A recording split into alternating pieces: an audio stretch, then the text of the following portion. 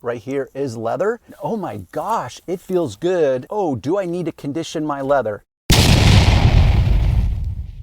Even though you just now detailed your steering wheel, and oh my gosh, it feels good, which of course is going to lead into a discussion of, oh, I have a leather wrapped steering wheel, which by the way, this car does have leather in it, and I can tell this right here is leather. So then it becomes like, oh, do I need to condition my leather? Well, my answer is no. This leather is coated. It has a clear protective coating to it.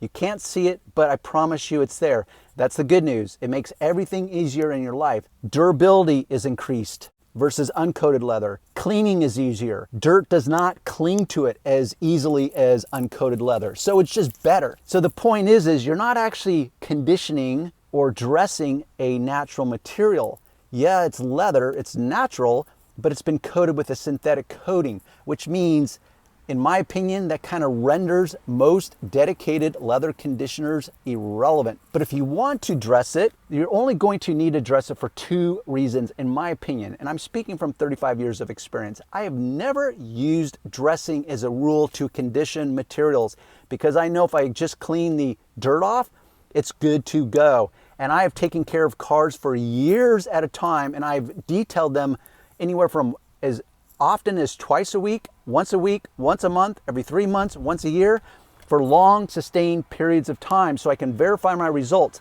where that is not going to damage it.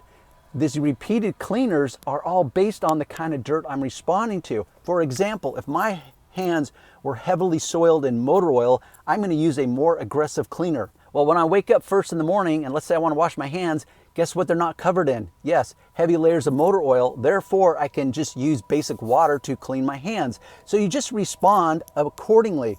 So people like to push things to extreme to illustrate their point, which just confuses everyone in the process. Dressing or conditioning, you're only going to need to do it for two reasons. One, it will change the way your steering wheel feels based on the product that you choose. It will also change the appearance of it. It might create a high luster, a high shine, or it might create a low luster. That's really just a preferential moment. Only you can decide. What Darren's telling you is that it's not a requirement. What I believe is a real requirement is just keeping your steering wheel clean.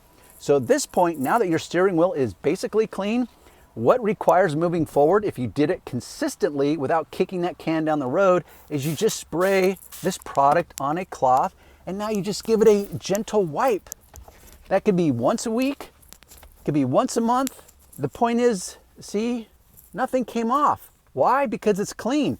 And that's all I did. I just removed the what you would call now superficial oils of normal use of your car. And by the way, you want to know a really good trick? Wash your hands, especially if you're a woman, especially if you've caked on makeup and lotions all of your hands. Wash your hands first, that way you don't transfer that to your steering wheel repeatedly, and therefore it can't build up repeatedly. Okay, hope you learned something. If you have, let me know in the description box. At a minimum, give it a thumbs up on the way out, and maybe at a less of a minimum, you could subscribe to the station if you so choose. Your world, do what you want. I'll see you on the next video.